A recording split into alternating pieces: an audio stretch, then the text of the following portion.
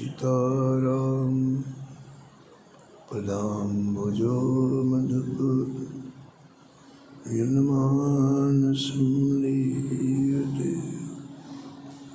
सीताराम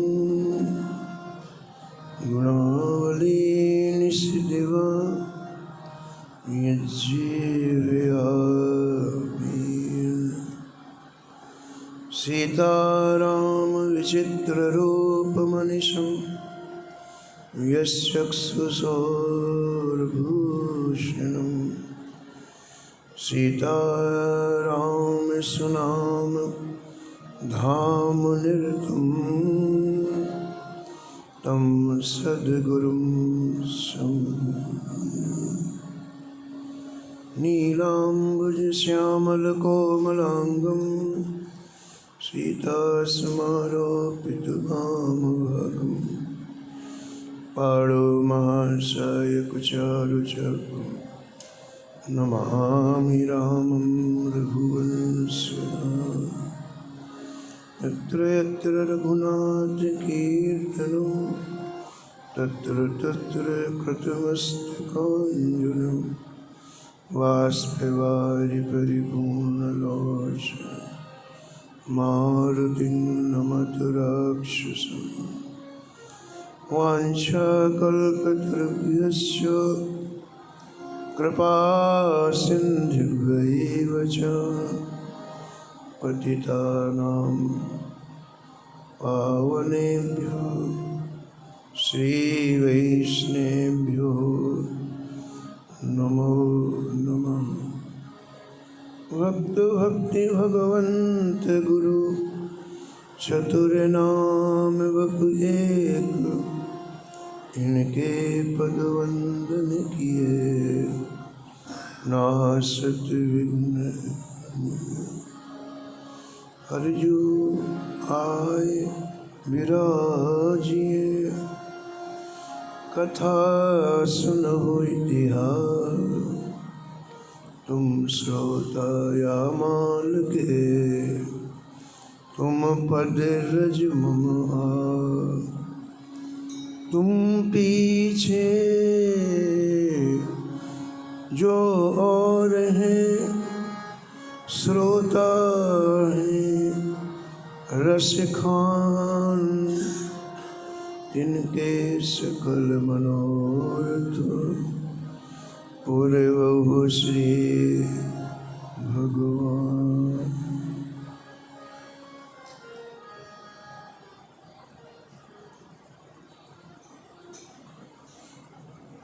राधे राधे गोविंद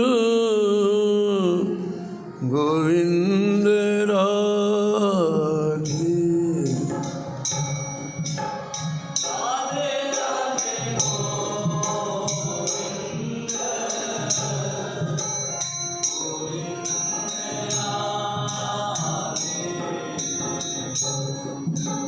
राधे राधे गोविंद गोविंद राधे। राधे राधे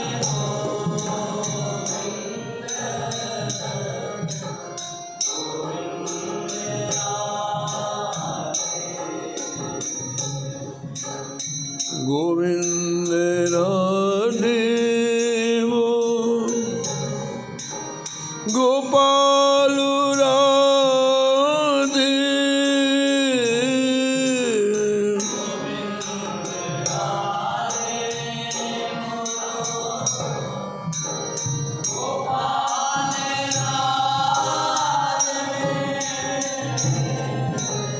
राधे राधे गोविंद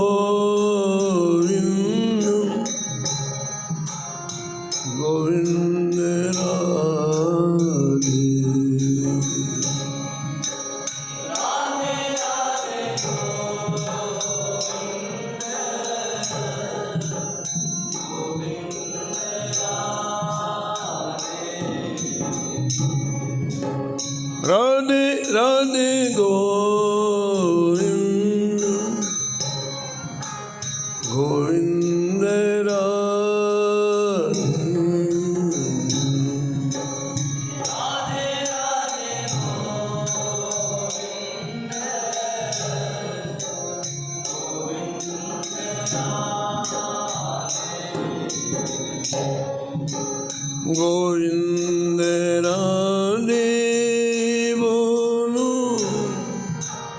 गोपाल राधे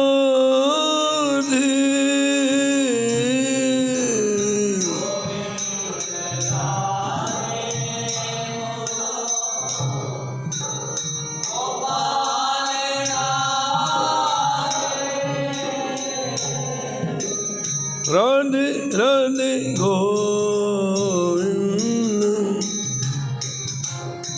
गोविंद राधे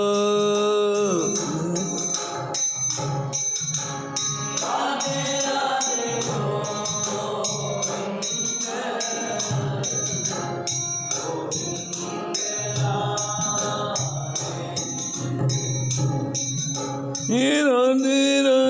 गोविंद गोविंद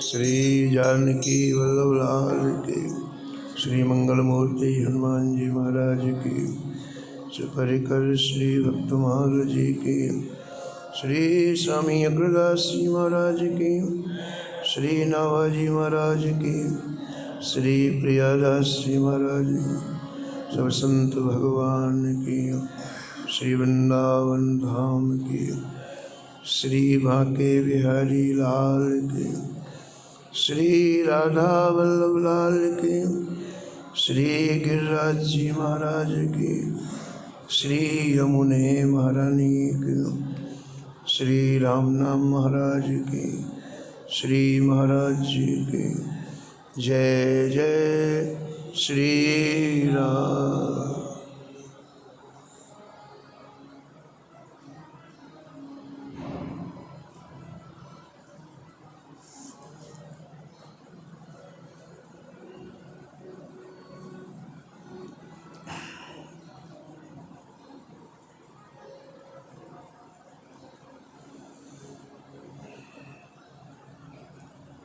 जगत विदित नरसी भगत,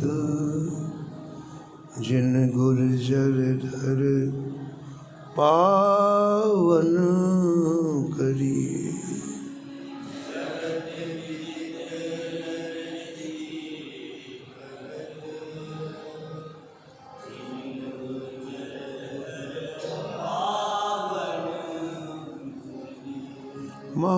महास्मारक लोग भक्ति लवलेश न जाने,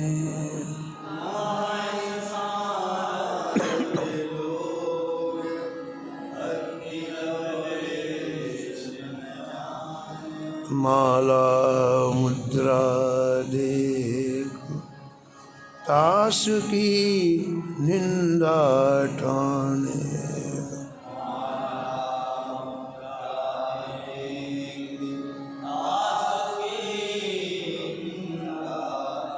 ऐसे कुल उत्पन्न भयो भागवत शिरोमणि।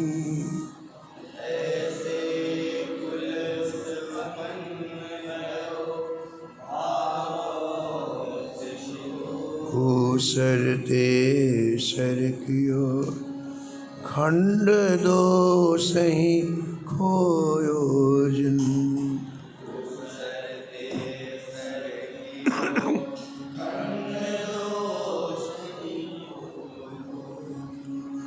बहुत ठोर परिचय दियो रस रीत भक्ति हृदय धरी।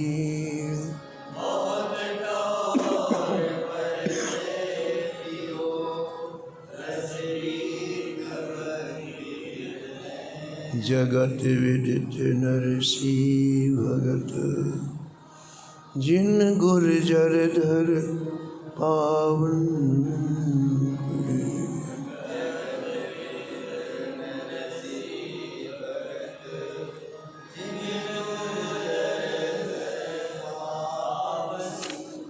जिन गुर्जर धर पावन करी।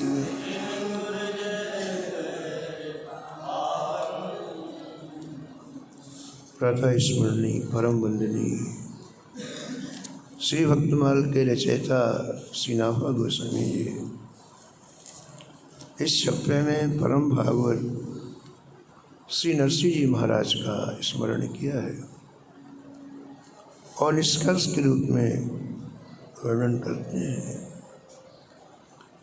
कि श्री नरसिंह जी का परम पावन चरित्र आज भी जहाँ गाया जाता है वहाँ की भूमि परम पावन हो जाती है, पवित्र हो जाती है। अपावन भूमि भी पावन बन जाती है, ऐसा श्री नाभा जी महाराज वर्णन करते हैं। कल आपने श्रवण किया नरसिंह जी के पास अपार संपत्ति थी, धन था, लेकिन नरसिंह जी ने संग्रह नहीं किया। आपके मन में ये बात बैठी हुई है कि हमारे पास जो भी है वो संतों का है,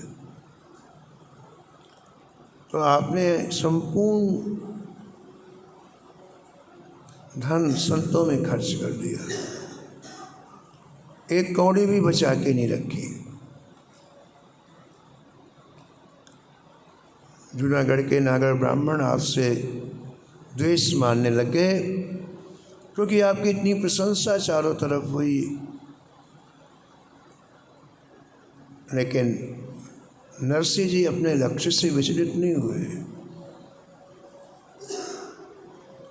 जिसे ठाकुर जी का आश्रय रहता है वो भी किसी भी कठिनाई से विचलित नहीं होता है। सीम की चाप सकै को दासो, बड़ रखवार रमापति जासो। कौन आँख उठा कर देख सकता है? इसने अपना आश्रय प्रिया प्रीतम श्री जानकी वल्लभ लाल जी को, श्री राधा माधव को बना लिया। इस तरह से अब नरसिंह जी के पास कोई संग्रह नहीं है, भिक्षा करके अपना जीवन यापन करते हैं और दो ही काम करते हैं, जो प्राप्त हो जाता है उससे संत सेवा और बाकी समय में हरिनाम संकीर्तन, बस।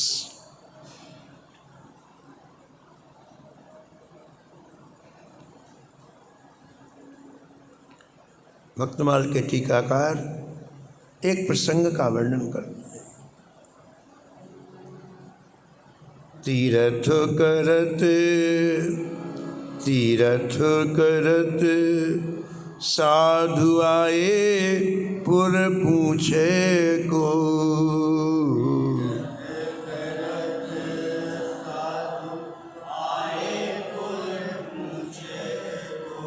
हुंडी लिख दे हमें द्वारका सिधारी बुए।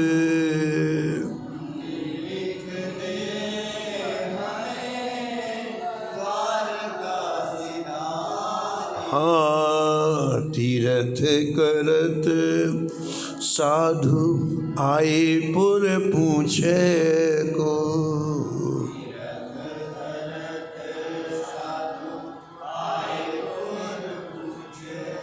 हुंडी लिख दे हमें द्वारका सिधारी बे।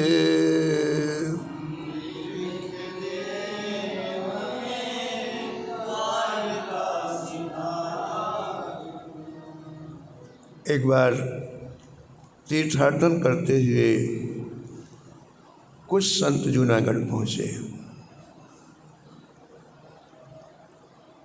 संतों के मन में ऐसी भावना थी कि हम श्री द्वारका पहली बार जा रहे हैं, तो हमारे पास अभी वर्तमान में जितना धन है श्री द्वारकाधीश जी का दर्शन करके वहाँ के संतों को इस धन से हम प्रसाद पवाएंगे, सेवा करेंगे, ऐसा संतों के मन में भाव था। कई संतों का ऐसा नियम होता है, 4 महीने में, 6 महीने में, 8 महीने में, 1 वर्ष में जो संग्रह हो जाता है उससे साधु सेवा कर दे। फिर वहीं के वहीं, फिर संग्रह हुआ, फिर संत सेवा कर दी, फिर संग्रह हुआ। वृंदावन में एक संत थे, 1 महीने में उन्हें जो भी प्राप्त होता है, चाहे वो दक्षिणा से प्राप्त हो या ऐसे ही कोई दे जाए, मान लो 10,000 रुपये इकट्ठा हुआ या 5,000 इकट्ठा हुआ, तो किसी आश्रम में जाते, कहते महाराज इस धन से आप संत सेवा कर लें। अब वो चाहे 10 संतों की हो, चाहे 20 संतों की हो, चाहे 50 संत, लेकिन वो हर महीने संत सेवा कर लेता। ऐसे ही उस पैसे को अपने उपयोग में नहीं लाते थे, जो भी मिल जाता किसी भी आश्रम में चले जाते, कहते महाराज इससे आप संत सेवा कर, ऐसी उनकी भावना रहती। तो इतनी कृपा हुई संतों की उनके ऊपर। देखो कैसे इसी कलयुग में कैसे संतों ने मौज का जीवन जिया। एक बार हमारी इसी कॉलोनी में उन्होंने एक आश्रम में किया ऐसी संत सेवा। उनसे हमारा अच्छा प्रेम था, हमको बुलाने के लिए आ गए तो हम चले गए। तो मात्र 15 संत थे, हम लोग बैठ गए, पत्तल पड़ गई, दोने पड़ गए। अब जिन संतों ने ये सेवा की, भंडारे की सेवा की, वो आए और एक एक संत के सामने ऐसा हाथ जोड़े, आओ प्रहलाद जी, फिर प्रणाम करें। फिर दूसरे नंबर के संत, आओ ध्रुव जी, फिर प्रणाम करें। आओ स्वामी हरिदास जी, फिर प्रणाम करें। आओ श्री हितरवंश महाप्रभु। ऐसे 15 लोगों में 15 महापुरुषों का दर्शन उन्हें हुआ। बोलो,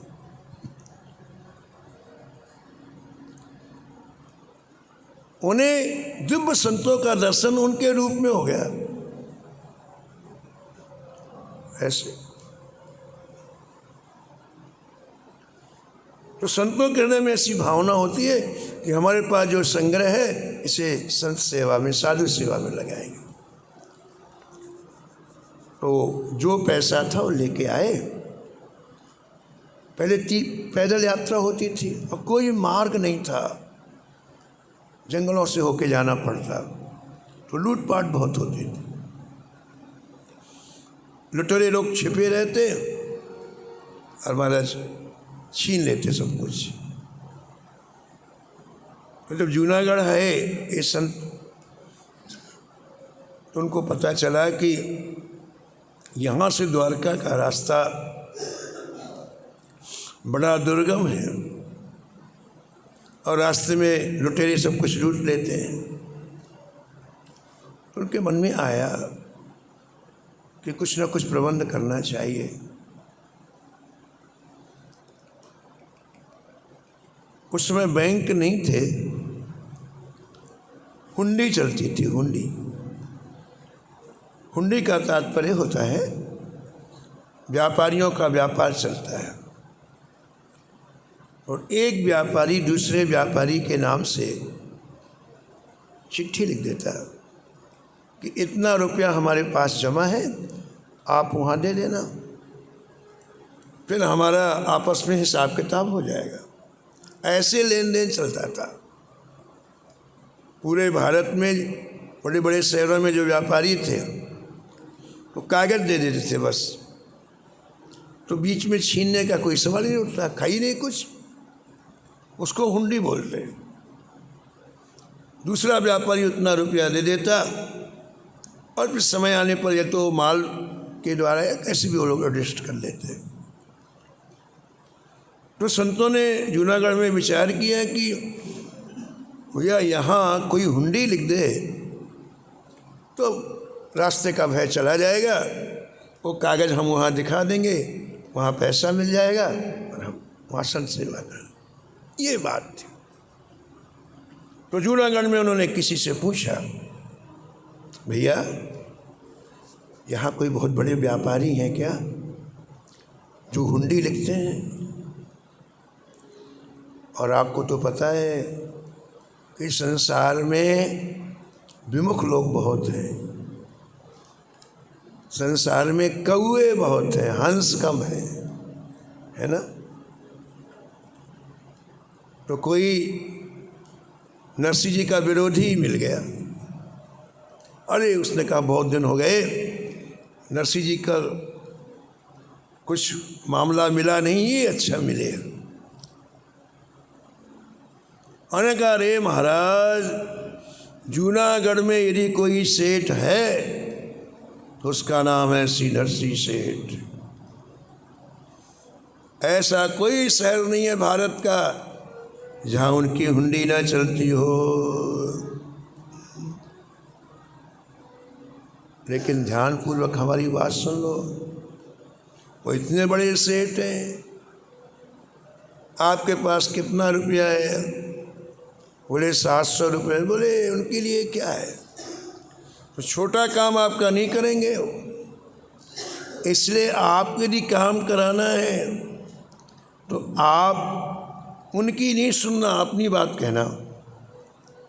जा करके सबसे पहले उनके चरण पकड़ लेना और जब तक वो हाँ ना कर दे चरण नहीं छोड़ना और रोते ही रहना।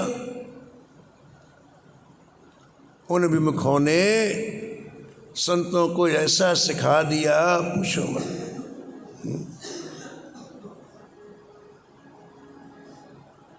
भैया ऐसे बड़े सेठ कहाँ रहते हैं? बोले सीधी गली जाती है, बस नुक्कड़ में रहते हैं।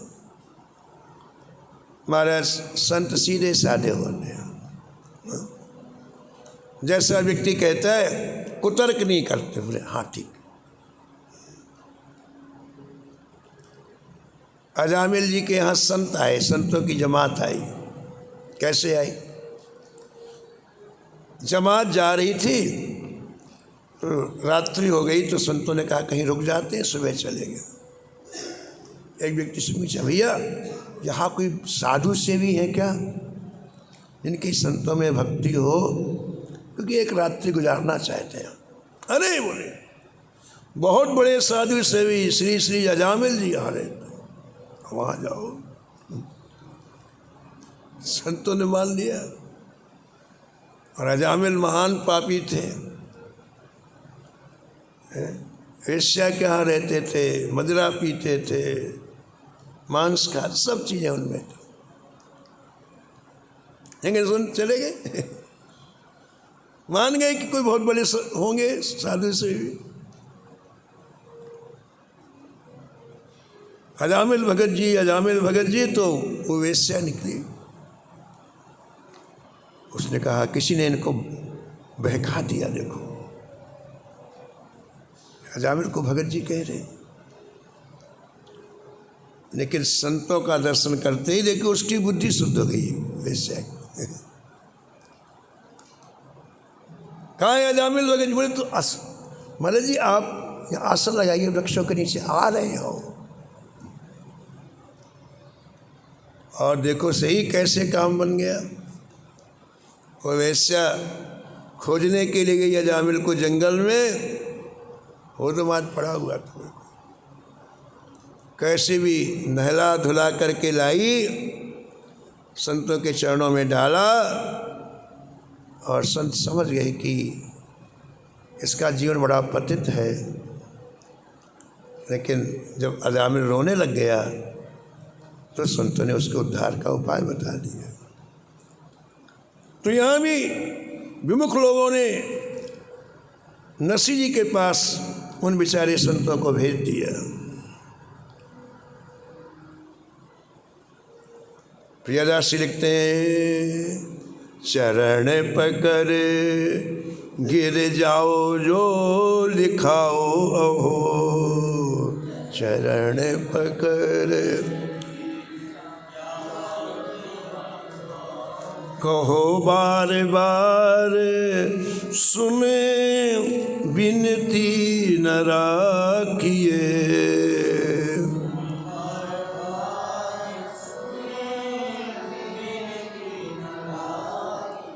विनती न राखिए, विनती न राखिए, विनती।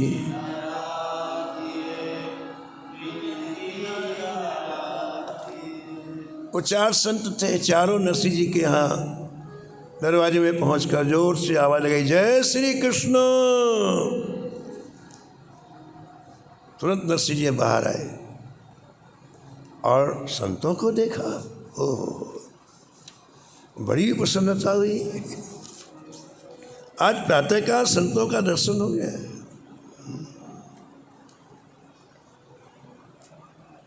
और नरसिंह जी आंख बंद करके श्री ठाकुर जी के प्रति कृतज्ञता प्रकट करने लग गए कि जय जय, आपने बड़ी कृपा की, कृपा अनुग्रह किया, घर बैठे संतों को भेज दिया। कुछ मलुक पीठ वाले महाराज जी श्री राजेंद्र दास जी महाराज कहते थे कि गिरिराज जी वाले परम संत पूज्य श्री पंडित गया प्रसाद जी के पास जब कोई संत जाता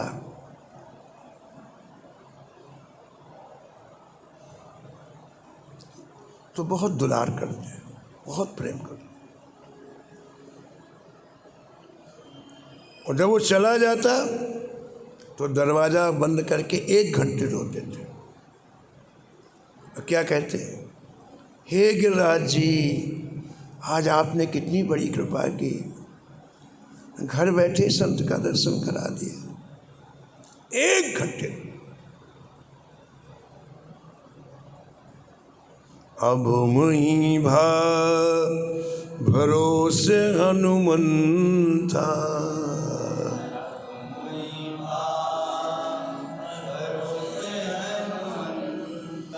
बिनो हरि कृपा मिले नहीं संता।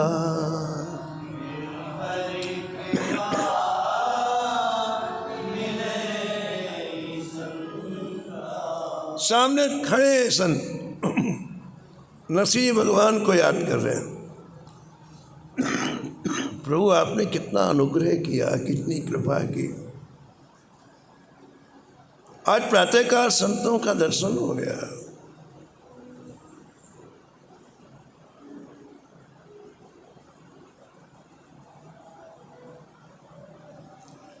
अद्य मे सफलम जन्म, अद्य मे सफलम तपः, अद्य मे सफलम भाग्यम, वैष्णवा गृहमागता। आज वैष्णव, आज संत मेरे घर पधारे, आज मेरा जन्म सफल हो गया, मेरी तपस्या सफल हो गई, मेरा भाग्य सफल हो गया। दुर्लभो मानुषो देहो, देहिनां क्षणभंगुरा, तत्रापि दुर्लभं मन्ये वैकुंठ प्रिय दर्शनम। संपूर्ण देहधारी में ये मनुष्य देह दुर्लभ है, यह क्षणभंगुर है, लेकिन उसमें भी भगवान के प्यारे भक्तों का दर्शन परम दुर्लभ है।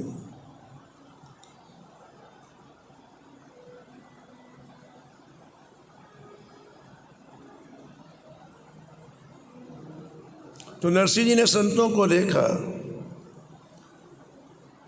तो हृदय से लगा लिया और विनती की, कि आज मेरा भाग्योदय हुआ जो आपका दर्शन हुआ है। बड़ी प्यारी पंक्ति है गोस्वामी जी की।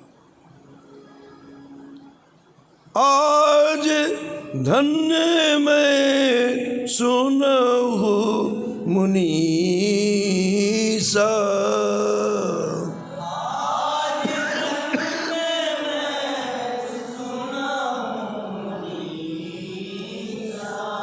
तुमरे दरस जाहि अघु खीसा,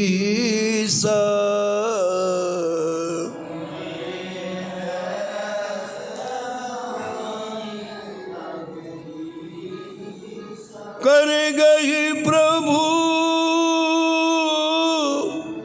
कर गहि प्रभु मुनिवर बैठा रे,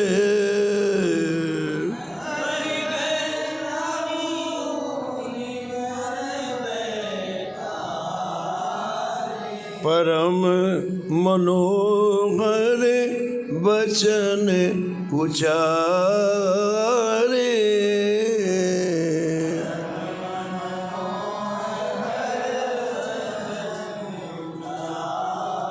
परम मनोहर वचन उचारे।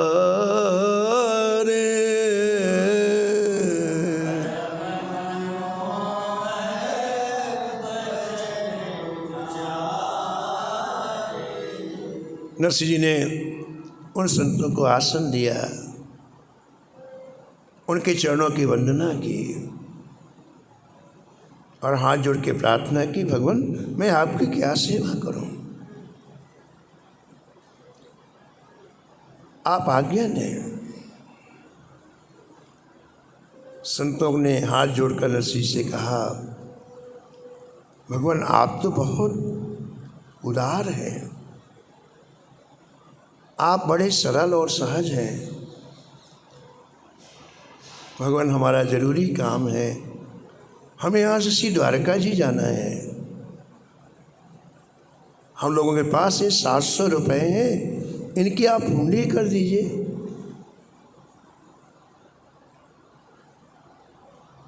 ऐसा कह करके और 700 सिक्कों की ढेरी लगा दी सामने और चरण पकड़ करके रोने लग गए। उन विमुखों ने सिखा दिया था ना, जो बहुत बड़े सेठ हैं, कम रुपयों की हुंडी नहीं लिखेंगे, तो उनके उन चरणों में अपना सिर रख के जब तक लिखना दे तब तक रोते रहना। समझाने का प्रयास किया नरसिंह ने, भगवान मैं तो स्वयं भिक्षा से रोटी ला के पेट भरता हूँ, मैं कोई सेठ नहीं हूँ, अत्यंत सामान्य व्यक्ति हूँ। उन्होंने कहा, महाराज आप हमारी उपेक्षा ना करो, अब तो बड़ी बड़ी हुंडियाँ लिखते हो, हम तो अत्यंत साधारण हैं, छोटे हैं। आप एक बात कान खोल के सुन लो, आप लिखो चाहे नहीं लिखो, अब ये रुपए हम यहाँ से उठाएंगे नहीं और हम कहीं जाएंगे भी नहीं। इसलिए यदि आप चाहते हैं कि हम संत सेवा कर लें द्वारका में, तो आप हमारे ऊपर कृपा करो, हुंडी लिख दो। नरसिंह समझ गए कि हम नहीं मानेंगे। अब सामने संत रो रहे हैं, रुपया बीच में है। नरसिंह जी के चरणों में अपना सिर रख दिया तो नरसिंह जी ने तुरंत, जो कोई चीज़ समझ में नहीं आती ना, तो अपने ठाकुर को याद करते। तो नरसिंह जी आंख बंद करके ठाकुर जी की याद करने लग गया। ठाकुर जी ने कहा, क्यों घबराता है, पैसे आए रख ले, कल भंडारा कर देना। क्यों घबराता है, लिख दे कागज, हम यहाँ दे देंगे। बस महाराज प्रेरणा मिल गई, निश्चय किया कि हमें हुंडी लिख देना चाहिए। जानो बहकाए प्रभु दास दे पठाए हाँ जानो बहकाए। दास दे पठाए लिखी किए मन भाए। सागे सावल उदार है किए मन सावल उदार है। सावल उदार है सावल उदार। कितनी बढ़िया बात लिखते हैं भक्तमाल के टीकाकार प्रियादास। कहते हैं कि उन बहकाने वालों ने तो भेज दिया उन संतों को नरसिंह जी के पास, लेकिन नरसिंह जी क्या सोचते हैं, दुनिया क्या सोचती है उससे मतलब, आप क्या सोचते हैं? ठाकुर जी को आपसे मतलब है, आपके भाव क्या है? ठीक है, दुनिया से ठाकुर जी कोई लेना नहीं है, आपसे लेना। आप ठाकुर जी के ना, तो आपके अंदर के क्या भाव है, क्या विचार है, उन्हीं विचारों का वर्णन भक्तमाल में। एक संत के हृदय में हर परिस्थिति में कैसे भाव पुष्प खिलते हैं, उन्हीं का वर्णन हमारे भक्तमाल में, और उसी को संत चरित्र कहते हैं, भक्त चरित्र कहते हैं। देखिए आप, बात बिल्कुल छोटी सी है। उन्होंने बहका करके भेजा नरसिंह जी के पास, लेकिन नरसिंह जी क्या सोच रहे हैं? प्रियदासी लिखते हैं, प्रभु दाम दे पठाए। हमारे ठाकुर जी ने ही ये पैसा लेकर के भेजा है। बस खत्म हो गया। हमारे पास जो भी आएगा ठाकुर जी का भेजा हुआ आएगा, दूसरा क्यों आएगा? क्योंकि और किसी के लिए जगह ही नहीं यहाँ पर।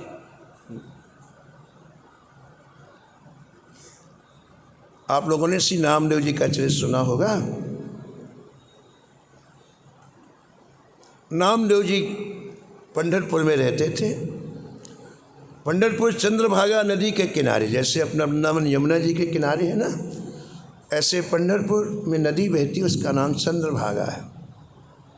वहीं बड़े बड़े तुलसी के वृक्ष होते हैं। महाराष्ट्र का वो द्वितीय वृंदावन है पंढरपुर। बहुत बड़े बड़े संत हुए पंढरपुर में, तो नामदेव जी भी वहीं रहते थे। कुटिया चंद्रभागा नदी किनारे थी और भजन किया।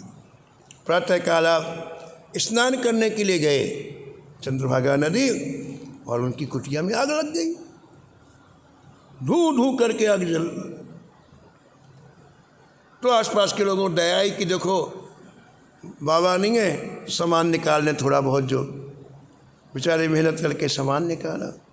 कुछ लोग पहुंच गए नामदेव जी, चलो चलो कुटिया में आग लग गई है। नामदेव जी आए तो जो सामान निकाला था उसको वापस उसी में आग में डालने लगे।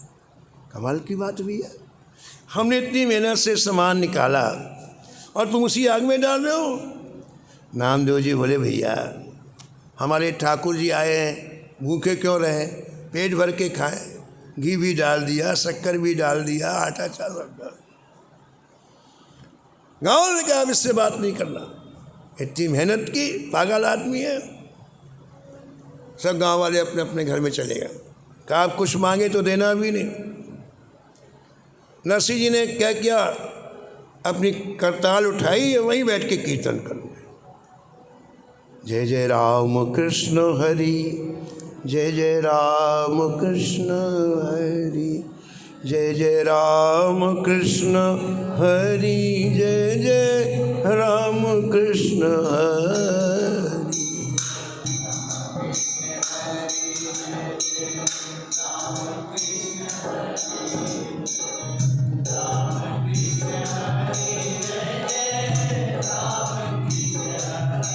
हाँ, राम कृष्ण हरि, राम कृष्ण हरि, जय राम कृष्ण हरि, जय जय राम कृष्ण हरि।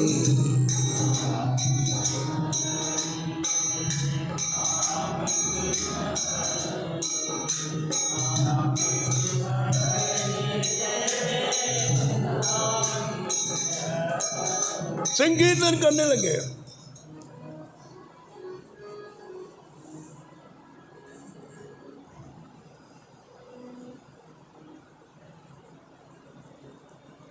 भगवान प्रकट हो गए, बोले नामदेव जी हमारे ऊपर क्यों दोषारोपण कर रहे हो कि हमने तुम्हारी कुटिया जलाई? बोले अच्छा बताओ सरकार, भगत के यहाँ आपके सिवा कोई दूसरा आ सकता है क्या?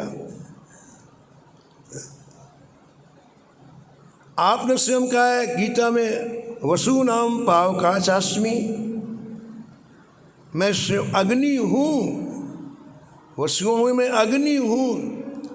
तो पावक आप ही तो पावक के रूप में आए, अग्नि के रूप में आए।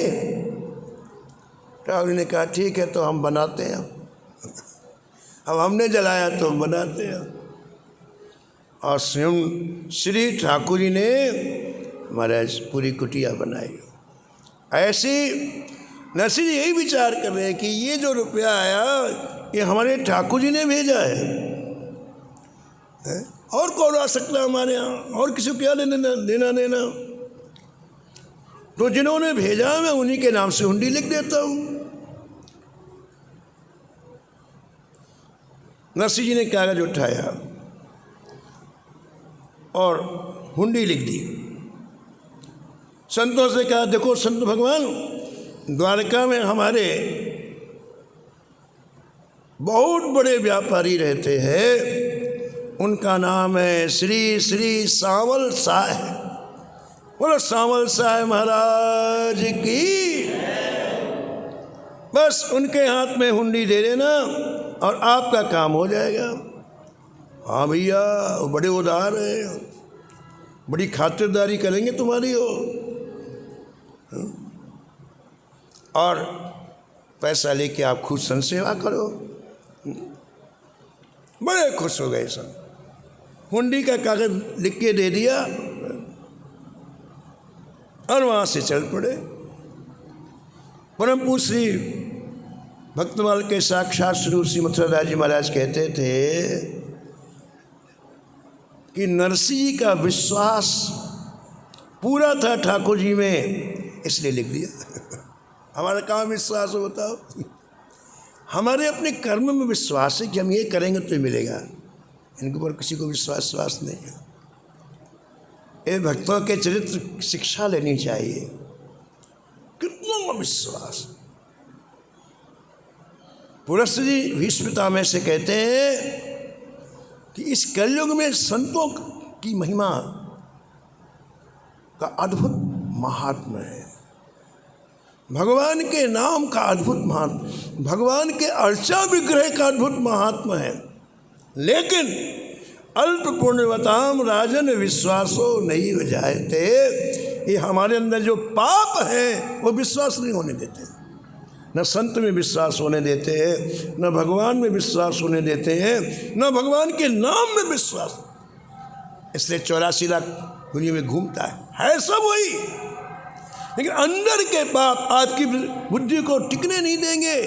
कोई दोष दिखा देंगे, संत में दोष दिखा देंगे, गुरु में दोष दिखा देंगे, ठाकुर में दोष दिखा देंगे, और आप भटकते रहेंगे पूरे जीवन। कैसा देखो कलयुग का प्रभाव है। अल्प पुण्यवताम राजन विश्वासो नहीं विजायते। तो इन संतों का विश्वास कितना खरा है, हमारे ठाकुर जी काम करेंगे तो करते हैं। और नरसिंह जी ने हुंडी लिख के दे दिया। अब वो चले संत कहाँ? द्वारका के लिए। अब चले तो रास्ते में समय लगेगा, कल ही पहुँचेंगे, आज तो पहुँचेंगे। हरि भजले हरि भजले, हरि भजने का मौका।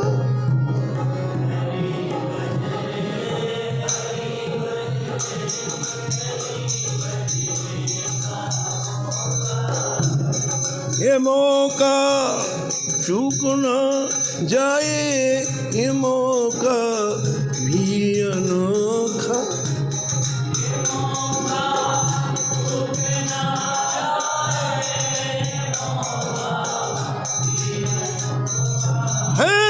हरि भजले, हरि भजले, हरि भजने का मौका है।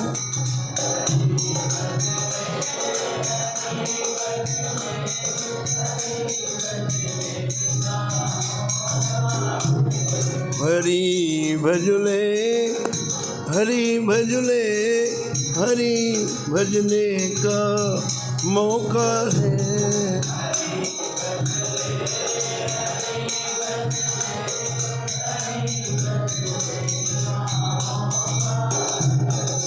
नमो नमो श्री भक्त सुमाल।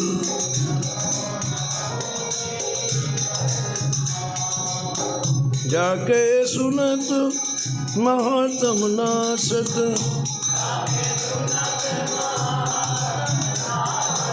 होरे झलकत राधा नंदलाल। गद गद स्वर पुलकित अंग अंगनी, हाँ लोचन बरसत आंसुअन जाल।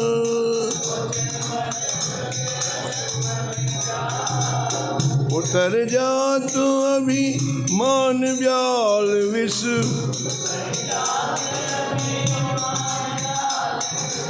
लेत जीवाय सुरस ते काल।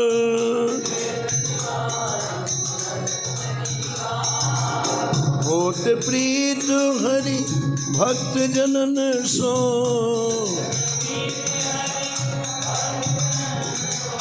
लेत शीघ्र हटि चरण कछाल।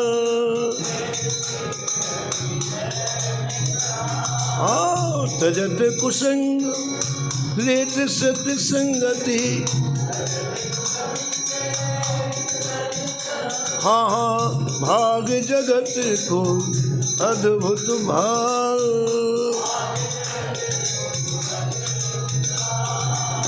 निशिवासर सोवत अनुजागत,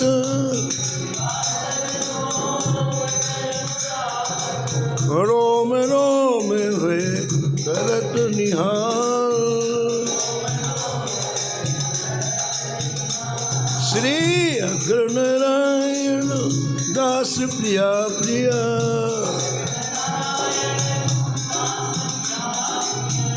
अग्र नारायण दास प्रिया प्रिया। हाँ प्रगति जीवन रसिक रसाल।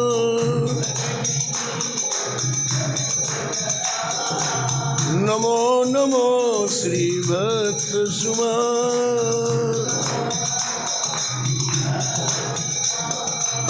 सीताराम सीताराम सीताराम सीताराम,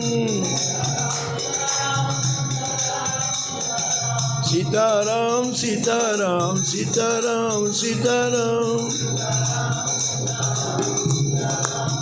जय जय सीताराम सीताराम सीताराम सीताराम।